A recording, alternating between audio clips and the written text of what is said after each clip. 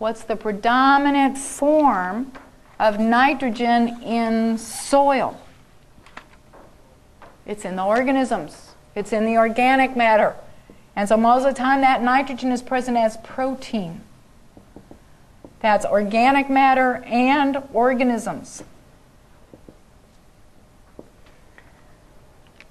The next most predominant or important pool of nitrogen, we jump to the inorganic forms.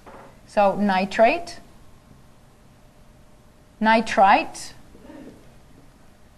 ammonium, aerobic forms of nitrogen. The aerobic forms of nitrogen. What happens to these forms of nitrogen when we go anaerobic? Let's think about any of the inorganic forms of nitrogen here. When we go inorganic, we're going to rip the oxygens off of there. So that set of organisms, anaerobes, they need that oxygen as the final step in the electron transfer chain. We're going to rip oxygen off and put back hydrogen. We're going to suck up hydrogen as we go anaerobic, and we're going to end up with NH3. This is ammonia. What does ammonia smell like? Yeah, it smells like ammonia. P.U. When you smell ammonia coming out of anything, you know you've gone anaerobic. You've lost the beneficial organisms you're selecting for the disease critters in your soils. And what's happening to your nitrogen? Where's it going? This is a gas, isn't it? You're smelling it. Where's your nitrogen going? Yeah, bye. It's not in your soil anymore. It's not in your compost. It's not in your compost tea. If you can smell it, you're losing it. And we can lose significant amounts of this. The stronger it smells.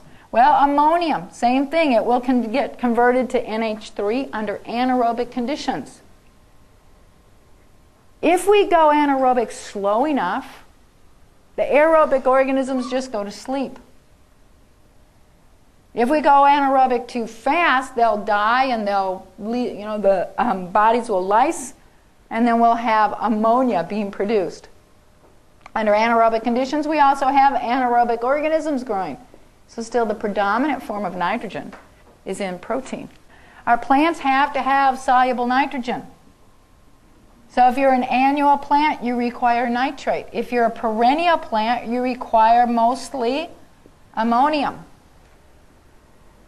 There's a couple books been written that if you're trying to grow trees or shrubs, if you're trying to grow perennial grasses, you don't put nitrate on them. Bad idea, because you will select for the disease-causing organisms that require high nitrate levels. You really like rhizoctonia? Put some nitrate on. You like fusarium? Nitrate.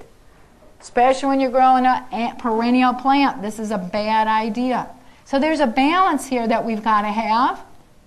Depending on whether you're growing an annual or perennial plant, we have to have the soluble nitrogen for a plant to take up. So we've got to have these forms, but we only want these forms right around the root.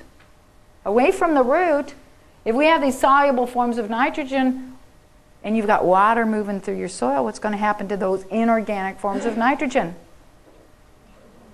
Out the bottom of your soil into your groundwater and your drinking water, and now you're going to have to pay money to clean it up so you can drink that water. How do we hold and keep those forms of nitrogen in the soil? How do we cycle them back around and make them available back to the plant, but only when the plant requires? And wouldn't it be wise if we let the plant be in control of that?